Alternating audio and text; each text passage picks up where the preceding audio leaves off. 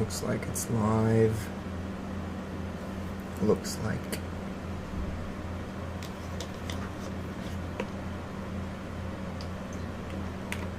Yes, we are live. We.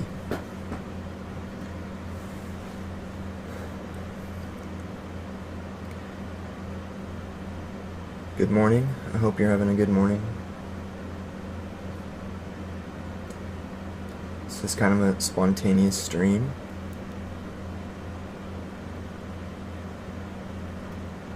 My intention is to get a little bit more personal in this stream because I haven't done that in a while.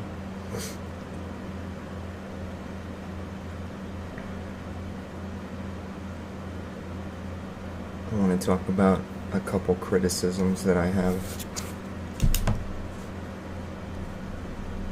But first,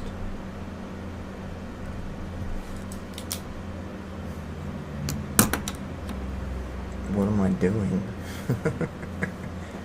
What is this channel? What am I trying to do with this channel? Still asking that question.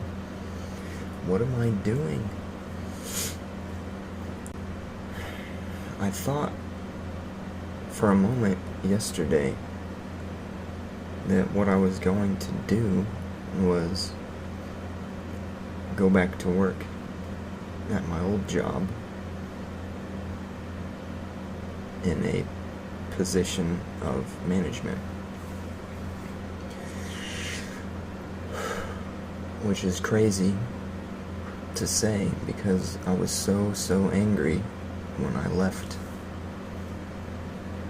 and convinced that I wouldn't ever go back, and so happy to be able to say that I would never go back. But I didn't quit the job because I hated the work. I quit the job because I hated the inconsistency. Every time I would get comfortable with what I was doing, the management would change what I was doing because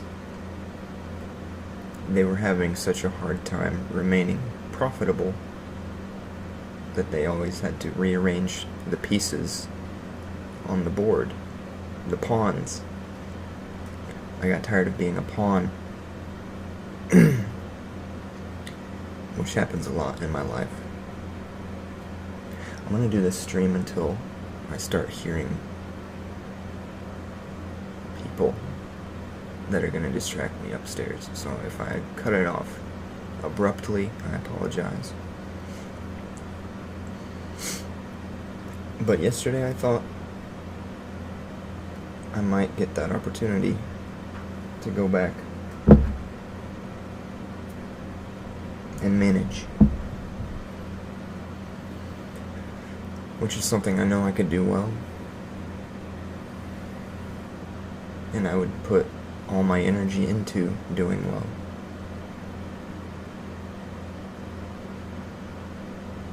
But it didn't play out that way. The opportunity didn't even materialize.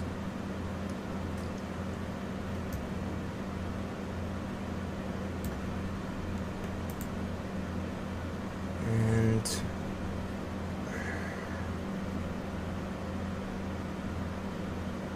I'm not upset about that as much as just I feel inconvenienced to have to continue to make different plans or consider something new for my next step.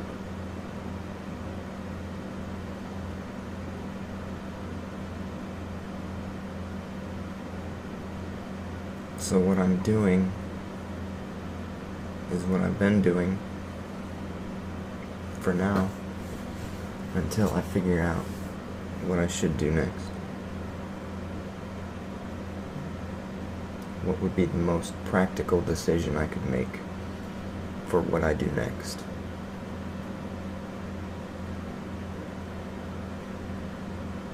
none of my choices as far as what to do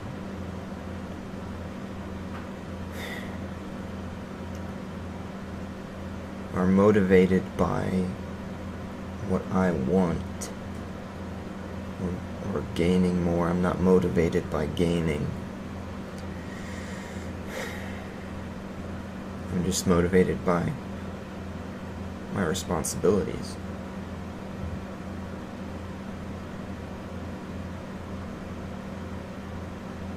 In a way, it makes it easier,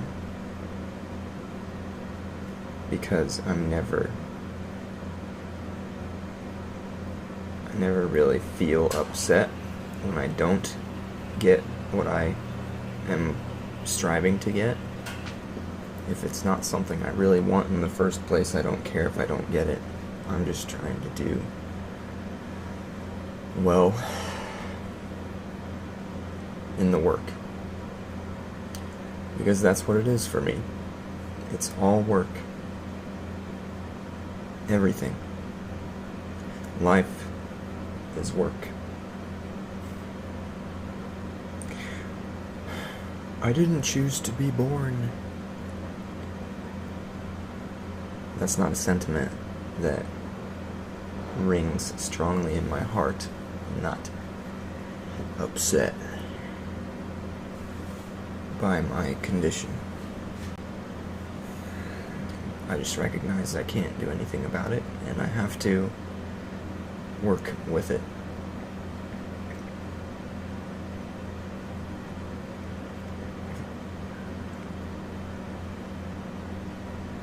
Don't despair. If that's something I will stand on a soapbox and say to you, do not give in to despair.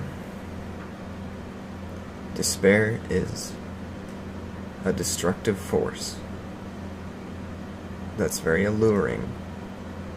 It's very attractive to give in to despair. Despair wants to embrace you and hold you forever. It's evil. Don't give in to despair. But likewise with every other soul reaction, every other emotion that could otherwise consume you, don't give in to that. Remain conscious. Remain aware. Alert. Because everything could be hostile toward you, potentially. Everything could cause you damage if you get sucked into it too much.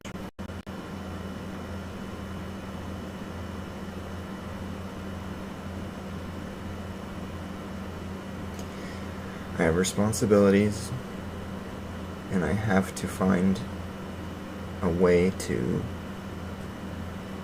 produce income. We all do.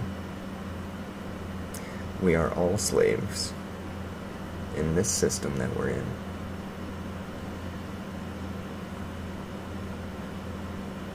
Whether you're in America or any other country, we are all slaves.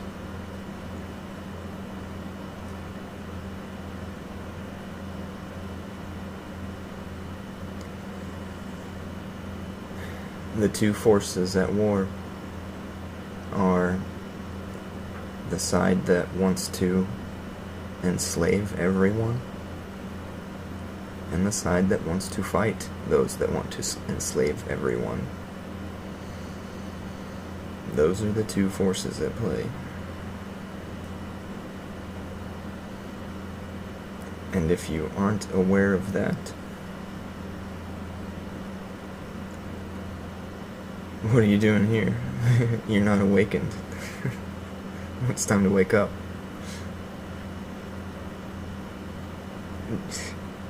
People wake up and pick a side. Most of the winners are on the bad side. You find that on YouTube. Or they're confused. They are pawns of the wrong side. Doing, feeling, well, should I talk about what my soul is feeling, or what my body is feeling? Start with body because that's easier.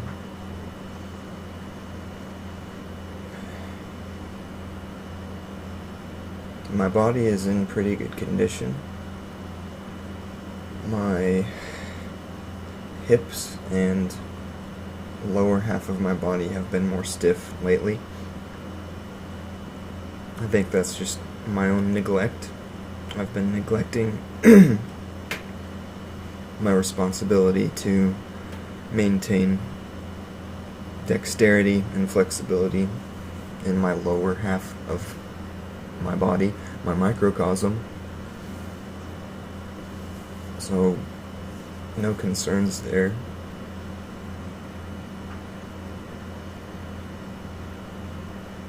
Feeling.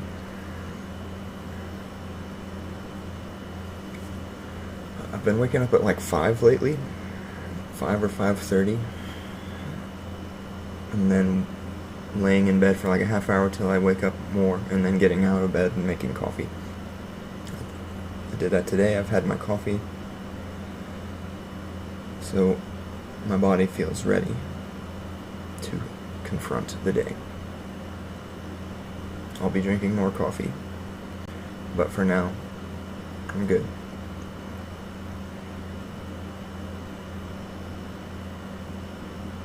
My body feels good. I'm still at like 152 pounds. A healthy weight.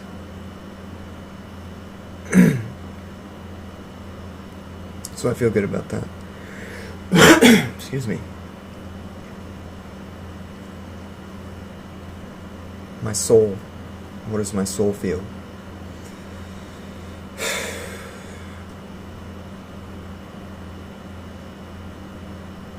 If you've been following me for a long time, you know I try to not repress. I try to keep my soul under control. When I experience feeling, I don't reject it outright, but I don't wallow in whatever emotion that I'm feeling. Lately I have felt stress. I've felt an increased pressure.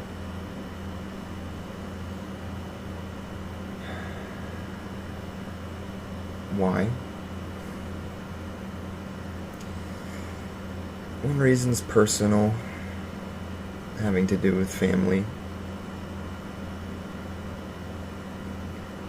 which would, if I went into detail, would expose a weakness that I'm not at liberty to expose on camera. What else? Pressure.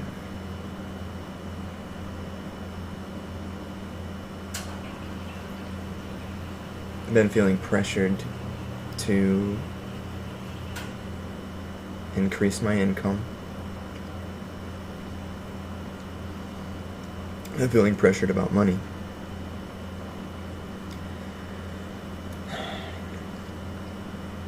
I'm relatively privileged when it comes to that right now in my current situation. However, I'm not depending on that privilege. All the money that I spend is my own, and I am paying rent. But I'm living off of savings, and that savings is slowly dwindling. So I've been feeling pressure about that. That's been creating stress in my soul.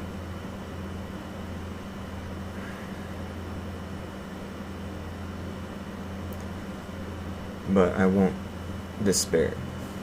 I won't despair, and I will recognize when my soul feeling is interfering with my productivity.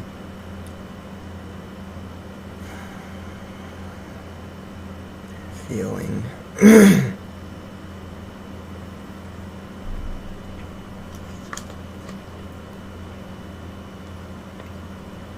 I've been feeling conflicted about the direction I want to take with this channel. I felt inner conflict over my videos on investing in Bitcoin that I made. Because I don't want to give the impression that this channel is about making money. Because it's not. I've never wanted to attract people who are materially motivated to this channel. I've been feeling conflicted about that when I try to justify my actions. The reasoning I come to is that I want to reach poor people and give them the tools they need to save. Because I've learned a little bit about that, and I wanted to share that with people.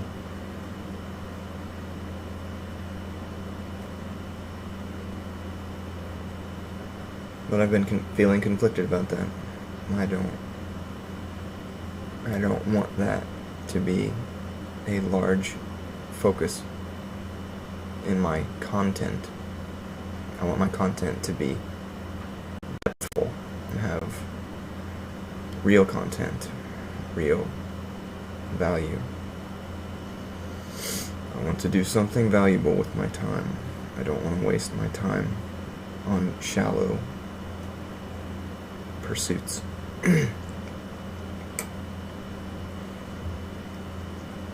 Thinking.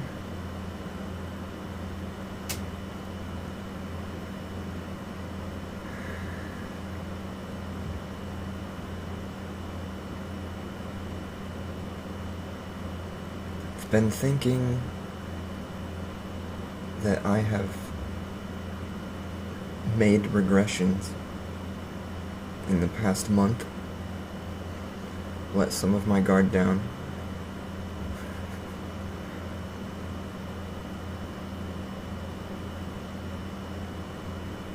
I think much of that has to do with feeling pressured to be more relatable. If you've seen one of my older videos in particular, you've seen me get pretty intense.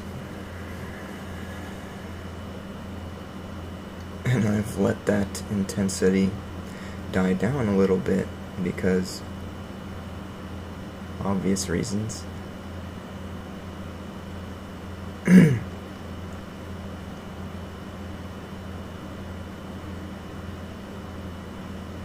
I genuinely want to empower my audience. And I want to empower the most people I can, or all of those that need to hear what I have to give, which I won't be able to do unless my voice reaches them. And if I'm not relatable, it's not going to happen. People will tune out.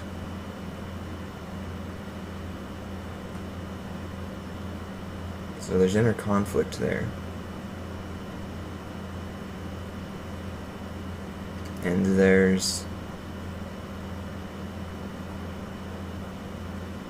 inner conflict over whether that is the right choice or not. Thinking. I got a comment asking me about my beliefs and my philosophy. I'm extremely hesitant to just, here's what I believe. Not because I'm trying to be like Jordan Peterson and appeal to a mass audience.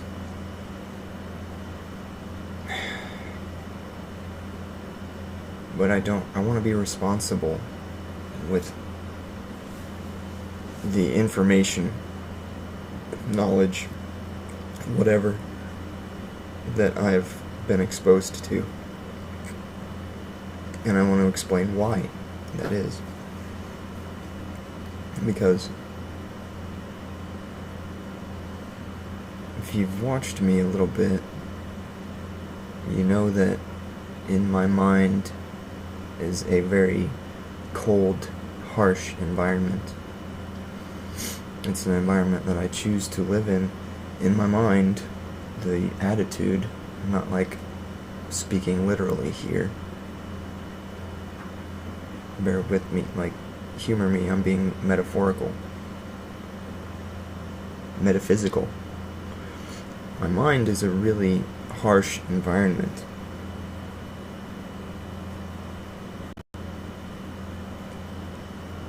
And my philosophy has led me to embrace that harshness.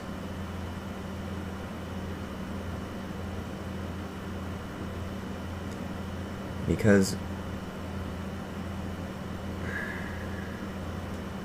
I don't want to be got. I don't want to be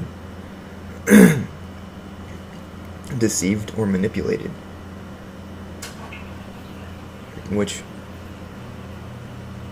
is everywhere. The potential for that happening is everywhere. And when you view the world with a essential hostility, as though everything in the world wants to get the better of you, take advantage of you, or even destroy you, you'll develop a fortitude over time that makes you as capable to combat that as possible.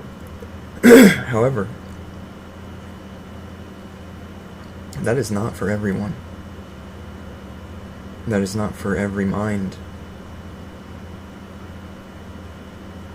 I have found that exposing the wrong people to this mindset can be even more destructive than the threats it attempts to mitigate.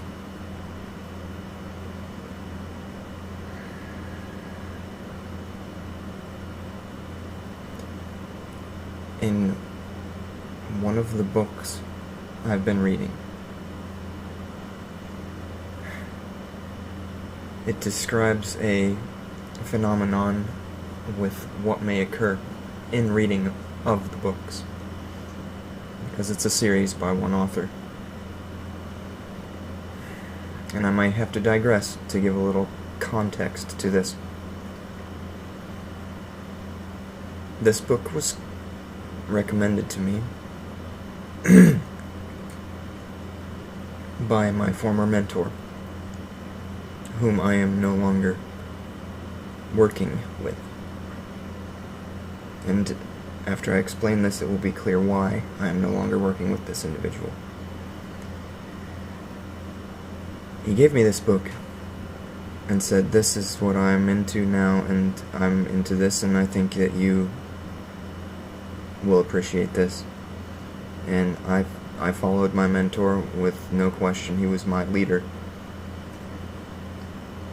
I revered him, and everything he said I took to heart. So I took this book and I started reading it really intensely. And after a month or a couple months, he came back to me and he was like, "Hey, I found out that the author has this series, and he's very specific that he wants you to read it in a specific order. There's like 4 or 5 books or something, I don't know how many exactly offhand, but the book that I had been given to read was the last the last in the series. So I was starting at the end point from how this was described. And according to my mentor, it was important to go in order. However, I am the type of person that once I start something, I don't like to go back. I like to finish what I started. When I start a job, when I'm at work, or when I have a task I need to do, I don't like to take a break in the middle of doing it. Because I've found that if I take a break, if I stop what I'm doing, interiorly, I signal something to my body, and my body does not want to go back to work. So I have to mentally be in it to the very end. And that is when I take a break, when the job is done. So I told him, I'm probably not going to do that. I started this, now I have to finish it. But the author describes a phenomenon which may occur. And he describes it using a metaphor where reading the book is like eating soup. And if you bite off more than you can chew, or get to a point before you have sufficiently prepared, it is like swallowing a kneecap. Like you're eating beef stew, beef soup, beef broth, and there's a kneecap, a bull's kneecap in it. And you swallow the kneecap, and it just sits in your stomach, and it irritates your stomach, and it just burns and burns, and you got pain, and it's just like, oh. He describes that phenomenon where if you get into it before you're ready, it could cause you a lot of pain. And I can attest to this, because in reading this book, I became exposed to the harsh, cold environment that it is attempting to prepare you for in your mind. And I had previously come from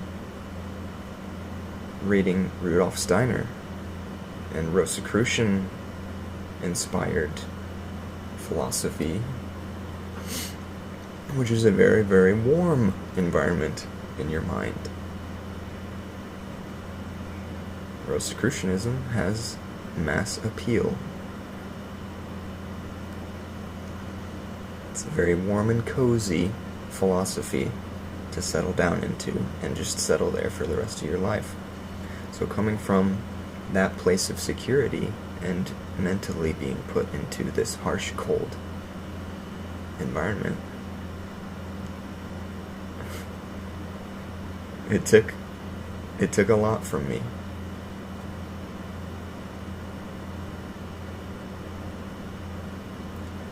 In the hearts of the unprepared, it could destroy someone.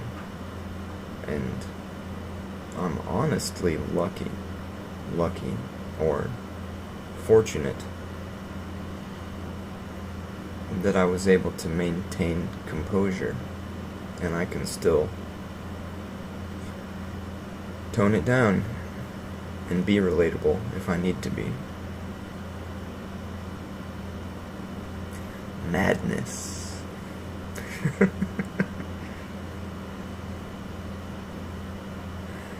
I'm not afraid of anything anymore.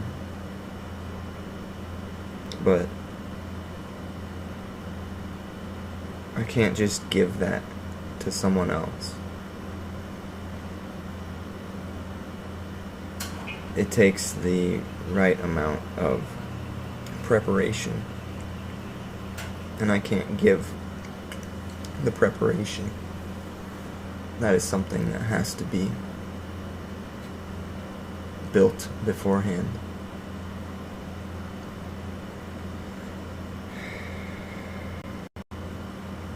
I stopped working with my mentor because I thought he was irresponsible, and I thought that he was unreliable. In some of the preceding interactions I had with him this year, recently, he demonstrated a lack of consistency in his advice to me. He contradicted something he had told me years prior. And I reflected on a lot of the things that I had noticed from him that I'd previously let go, that I felt a little bit conflicted about, like, you think that? That's what you think? That's what you do? That's your attitude? Criticisms that I had previously let slide that now became much more relevant. I had really thought he was not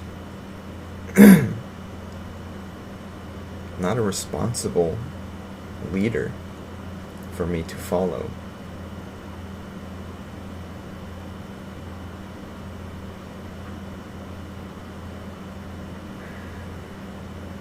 And I felt kind of betrayed. The last interaction that I had with him, when I reflected on that, I felt like, you're lying to me straight up now. Now you're straight up lying to me because you want to try to pad my barrier. You want to direct me in a way without coming right out and saying that. I did not like that. That is why I no longer work with this individual, because everything is work.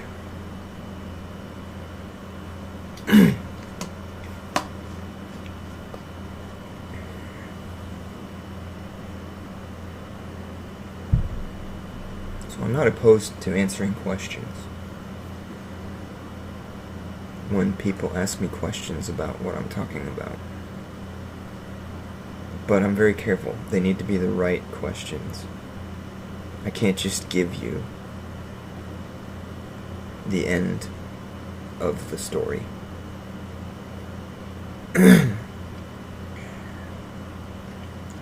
That would be irresponsible.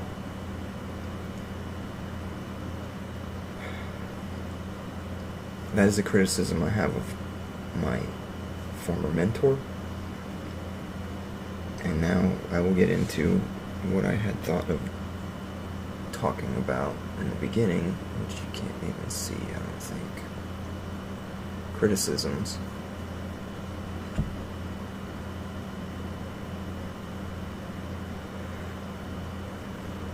I inevitably get exposed to other spiritual channels, small channels or growing channels that center around spiritual inspiration, spiritual discussion. Sorry, my throat's so gross right now. I love the channels that get like no views because they're really authentic. It's unfortunate that the most authentic people get the least reward, but some channels are authentic and get rewarded, but it's because their message does not oppose the side in this world which wants to enslave everyone. their narrative does nothing to stand in the way of that. For the most part, these are spiritual channels that have no cosmology. They're just New Age. They live their life and they get done with their day and they sit down and they smoke a bowl. And then they get all mystical, which is real. You get more sensitive.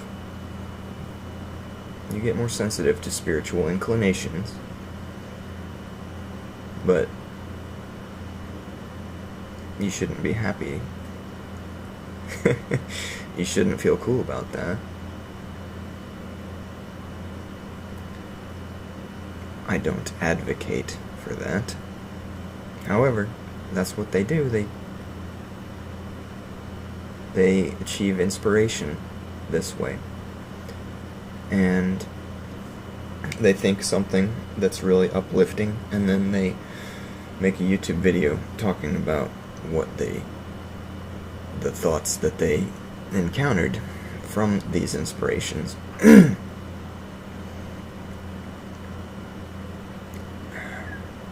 And a small criticism I have of that is, if you're trying to do spiritual work,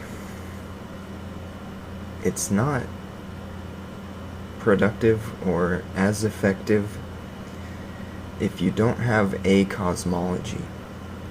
You have to have some type of system that you're working with. Occultists, over the years, all these years, have compiled so much of their own experiences in order to give the rest of us a framework to work with. And when you go it alone, when you just see what you can come up with, as a novice, as a neophyte, as someone that just follows their own heart, you're really susceptible to deception, because there are a lot of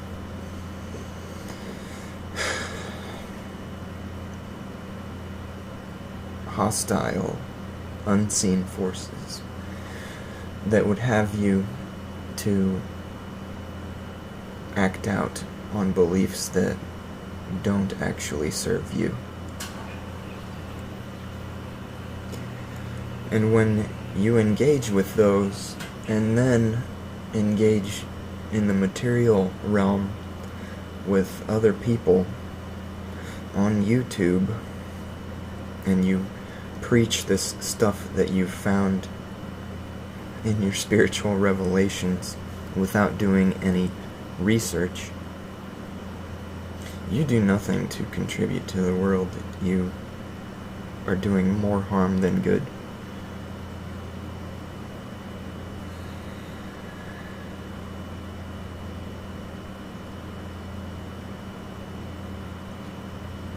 There are a couple channels whom I would be thrilled with if I had discovered them 4 years ago, and I would relate with them, and I would probably network with them, but their channels are thriving because they preach a message of love. God is love. God is love. Just like a lot of churches, you know. But that's only half true. God is the macrocosm. God is the all. God is the one. God is the creator. Everything that you see with your material senses, and also everything which you experience astrally, is a projection of God's mind. That is the reality that we are living in, ladies and gentlemen. We are a part of God's mind. But I will contradict the narrative that we are also God Himself, that we are projections of God's consciousness. No, no, no, no, no, no. That's a very warm and fuzzy philosophy. But it's also a philosophy which denies your freedom.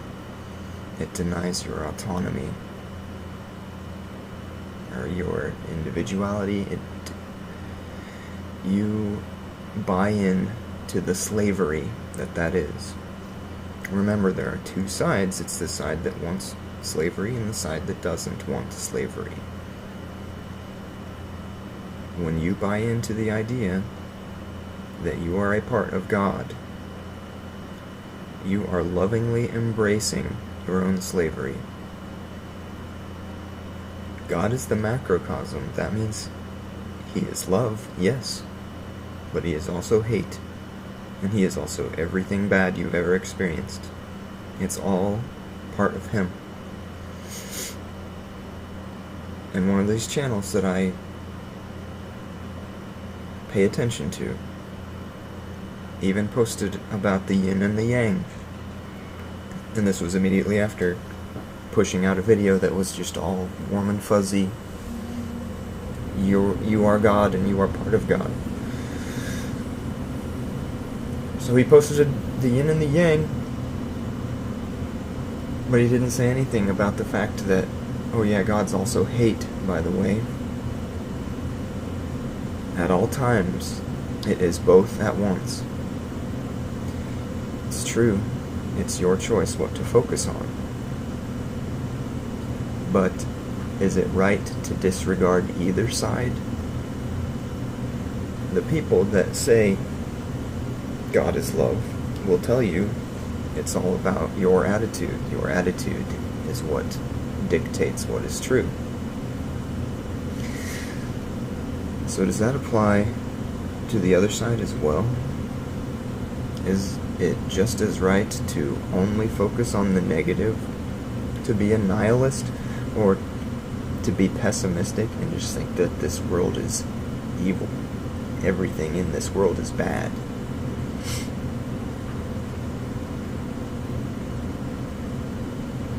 No, obviously not. That's a destructive philosophy. But if that is a destructive philosophy, then so too is the philosophy that everything is love, and that is all you need to focus on. If you choose to ignore either the good or the bad, you are doing a great disservice to humanity, and you're harming yourself and other people if you're preaching that. You are not living in truth, and you are preaching a lie.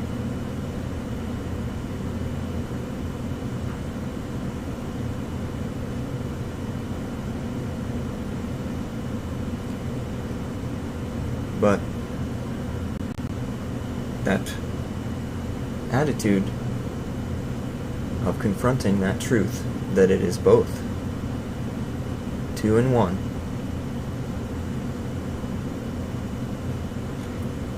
that attitude does not favor those that want slavery in the world. So that attitude will never be promoted.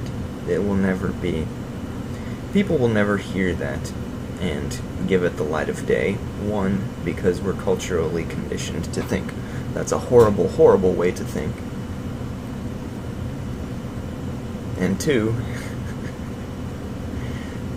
the powers that be want slavery. So that narrative will be buried wherever it shows its head.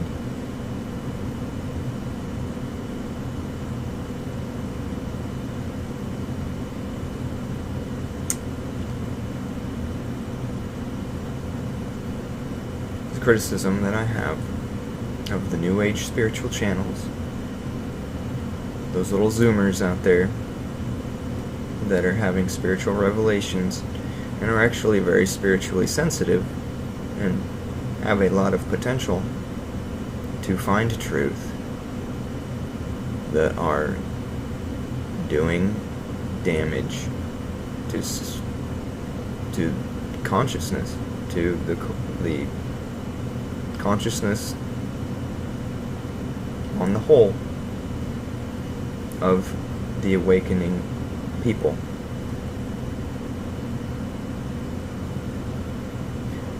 It's really important to have a cosmology. You can't just play around on the astral plane without knowing who you're encountering, what you're encountering, and what the potential outcome of that is. Because the work has been done. The work's been being done for thousands and thousands of years. And the work is out there in books. Don't buy a new book. Don't buy New Age spirituality. There's a dude I was in contact with, who I've referred to before on this channel, and I asked him what he was reading, and he said Eckhart Tolle. And I was just like, oh no. No, go. There's old occult books. Occult. Don't be afraid of that word. The work's been done. John Dee, for example. John Dee did so much work. He documented. You can get into John Dee, that's pretty out there. He documented his scrying. Every time he would scry and literally project, or he would summon things and have conversations with them, and he would document those conversations. I have a book. I have the collected works of John Dee, and I haven't read them all because it's like thousands and thousands of pages, but I read a little bit. A lot of it's in Latin. I read a little bit of it, and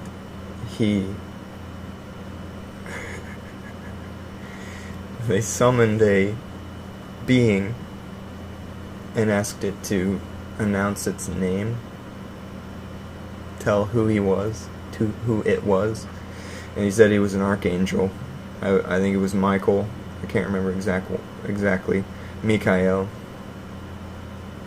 And then on the side of the book it says, a little asterisk, it says, this was actually later discovered to be a lie, and this demon was attempting to deceive us. Hilarious. So, the work has been done. Don't get overconfident and think that because you are having revelations and finding profound thinking that you are discovering something new. The work's been done.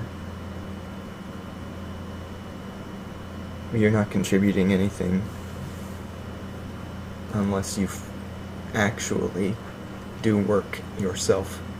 Work on yourself and study. Understand cosmology, understand what your cosmology is.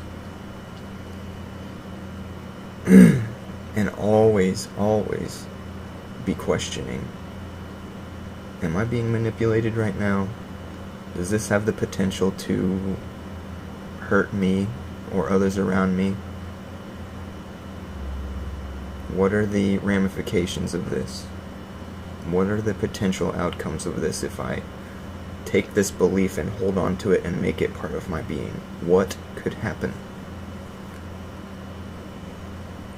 You gotta be responsible. And there are a lot of irresponsible kids out there pushing spirituality. It's very concerning to me because I do believe that spirituality is growing right now. I believe that is part of the plan, that people wake up right now. But I believe there are people out there attempting to hijack that awakening, hijack it and make sure they control the narrative and control the conclusions that people find from that.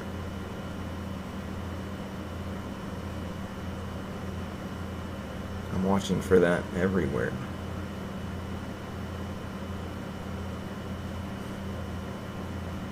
It's kind of annoying when I validate my own cosmology in the things I'm seeing in the world and the changing culture that is growing popular.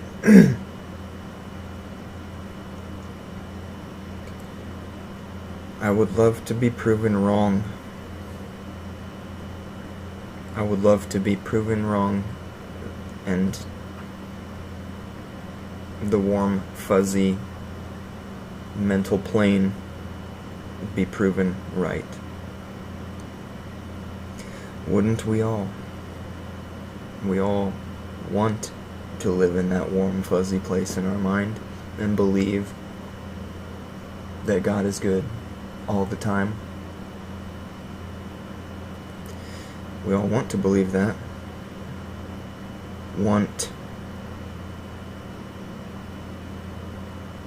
Be conscious of your desires and how they could be used to manipulate you.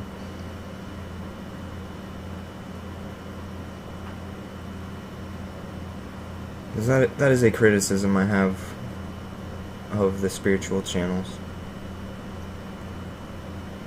And next I will tell you possibly my biggest criticism of Christianity as we know it today. Because Christianity obviously was not always what it is today. The books of the New Testament were chosen as canon, as true lore. And there were a lot of books that were left out. And modern Christian orthodoxy hates the books that were taken out, because some of them still exist. They are known as the Gnostic texts. I'm very close with many people I'm close with are Christian, and they are Orthodox Christian. They're not New Age Christians. They're not spiritual Christians or anything like that. And whenever the topic of Gnostic Christianity is brought up, there's repulsion. They reject it aggressively. Gnostic Christianity is the devil. But when Christianity first came out, there were two groups of people. There was a group that said, this work is to be taken literally. And there was a group that said, this work is to be internalized and interpreted by the reader, not by an organized group of people, not by the church, not by the different sects of the church. It is for the individual to find the truth within this text. It is not for a congregation to tell you what the truth is. These people were known as Gnostics.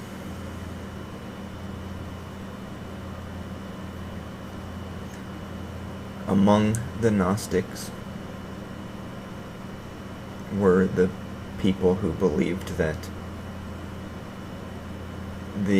Jesus Christ was not merely a human being who historically existed, but Jesus Christ is a metaphysical concept. that we all have Christ within us. And in awakening, in accessing the truth within us, we are all the Christ. We all have the capacity within us to be gods. Does that sound familiar? A lot of spiritual channels right now are telling you that you are a god. But they don't talk about Gnostic Christ and the Christ within us that's always been there, that we have been conditioned to forget. But the Gnostic Christians were persecuted. They were driven into hiding. That is why Gnosticism, to this day, is considered an occult stream. It was because it was forced into occultism. Occult just means hidden. Gnosticism was forced into hiding. Gnostic Christianity was forced to hide, or else face torture and death.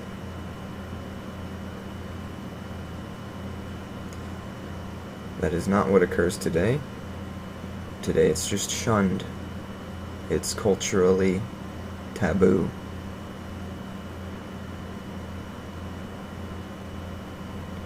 Because culture is just as effective of a weapon, or can be just as effective of a weapon, as violence.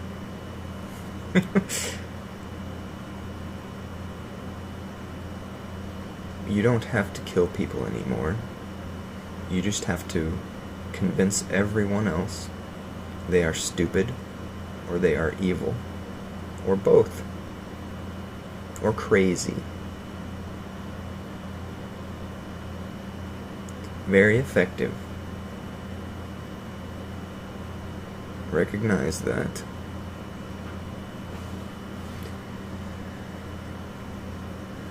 So Gnostic Christianity is not popular,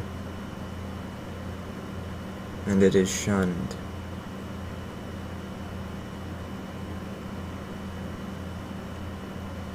And mainstream Christianity is promoted, evangelized.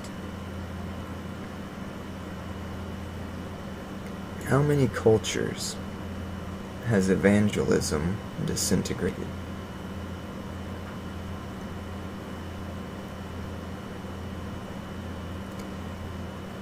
When colonizers from Great Britain began to go into Africa and spread Christianity to the African tribes, did that destroy the culture that they had in many cases?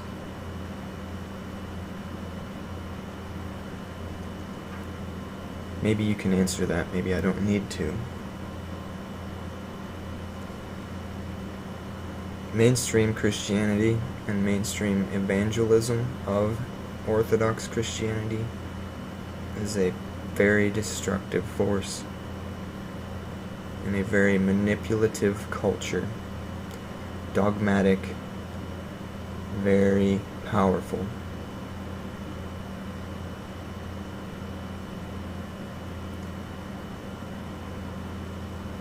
Let me kind of segue from that point and go into one of my biggest criticisms of Christianity and how it affects people.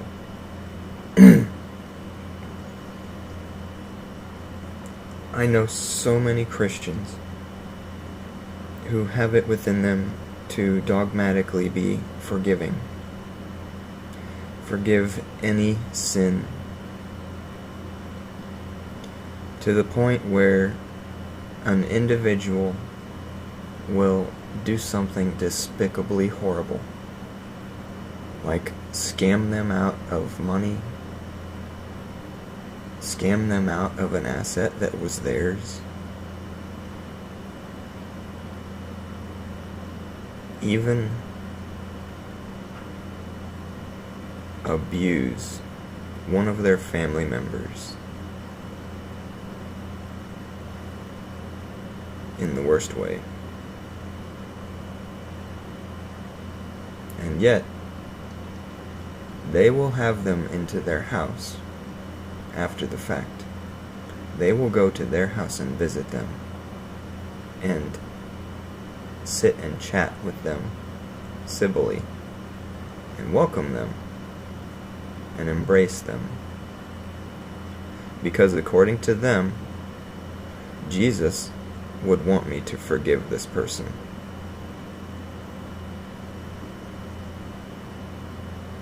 Do you see my point already? What a destructive philosophy.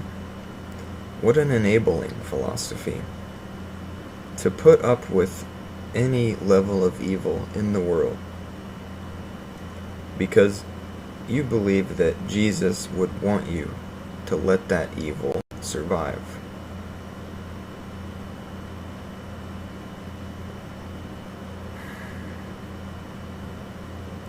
It produces the same effect if you tell people to just focus on the love in their heart and don't think bad thoughts. Don't think about the bad things that are happening in the world. Don't think about those. Think about good things. Manifest good. Don't give energy to evil, or you will just give it more power. Ooh. Everything within me recoils at that. You're telling me that if I just go like this, all the evil will just disappear. Are you serious? Are you serious? This is the philosophy that you live by?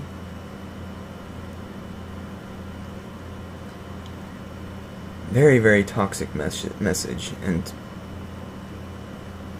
the people that evangelize this message aren't even aware of how damaging it is.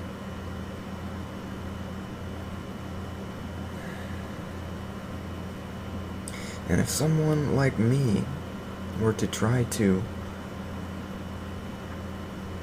shed light on that, people like me are laughed at, people like me are ostracized and demonized.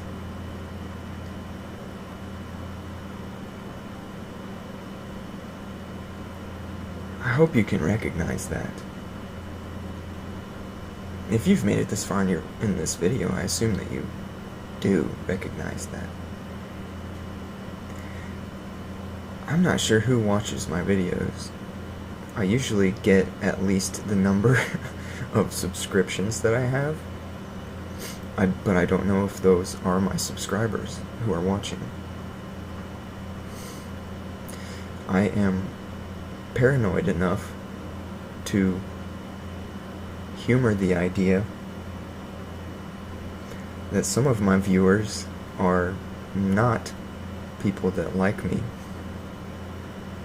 and actually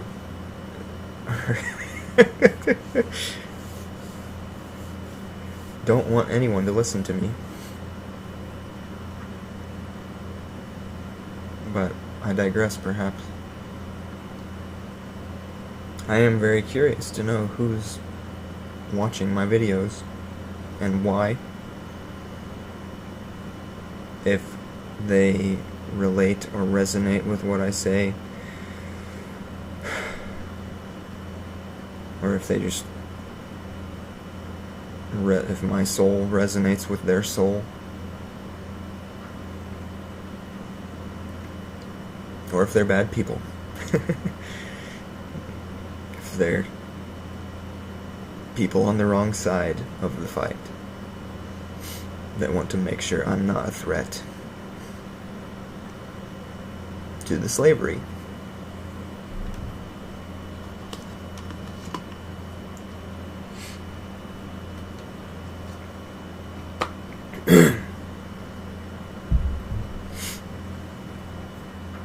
Since we're deep into this video,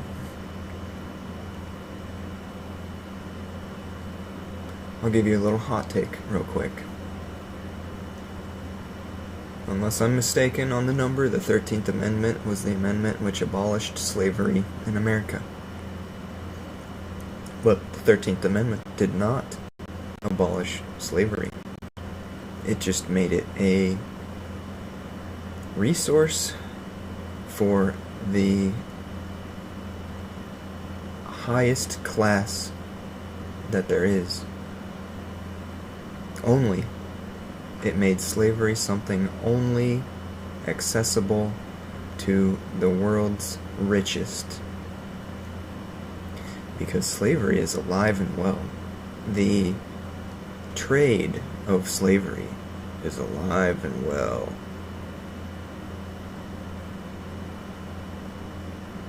Sometimes mainstream media speaks on this, but have you noticed they never keep speaking about it? Anytime that topic, that industry gets any attention, it doesn't last. Do you think that people stop talking about it because it's gone away? Do you think that the problem gets solved when people talk about it, and that's why people stop talking about it? Have you noticed?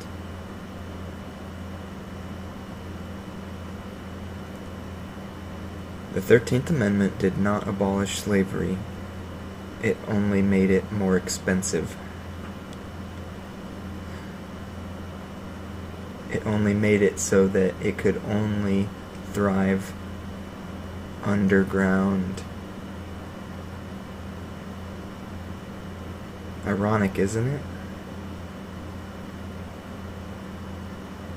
Initially, slavery was combated underground, and now slavery thrives underground, in the darkness, under the shadow of night, in abandoned warehouses, in the backs of casually modeled semi-trucks.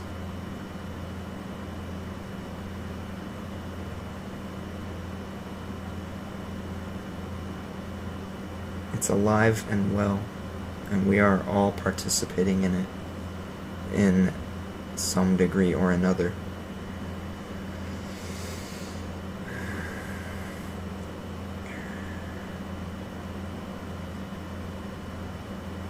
Whose side are you on, viewer?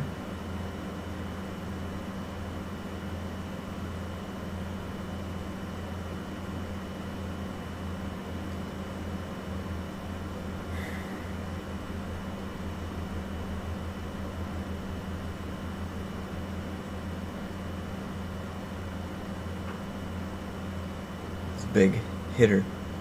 It's a big point I just made. How do I follow that up?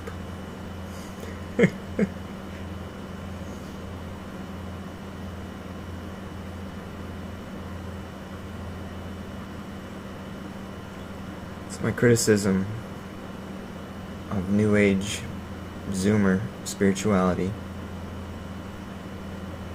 and my criticism of Christianity.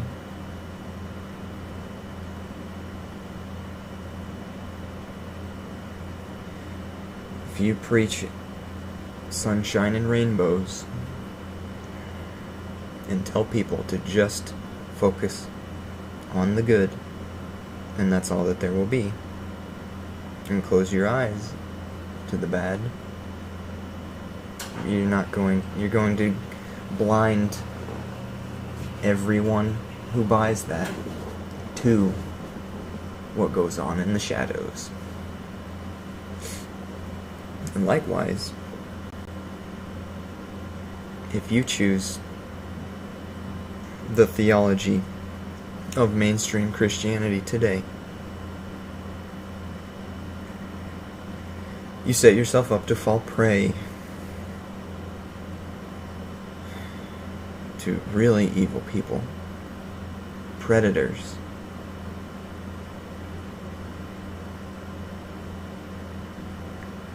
If your family member was abused by another family member, and you still invite them over to your house for Thanksgiving to sit at your table and be treated as an equal,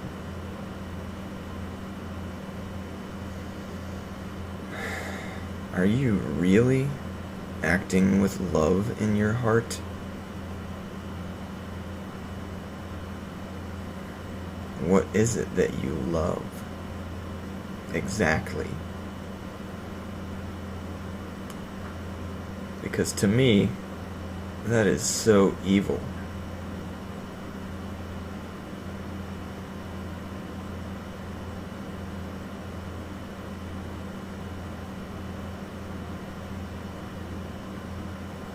Criticisms.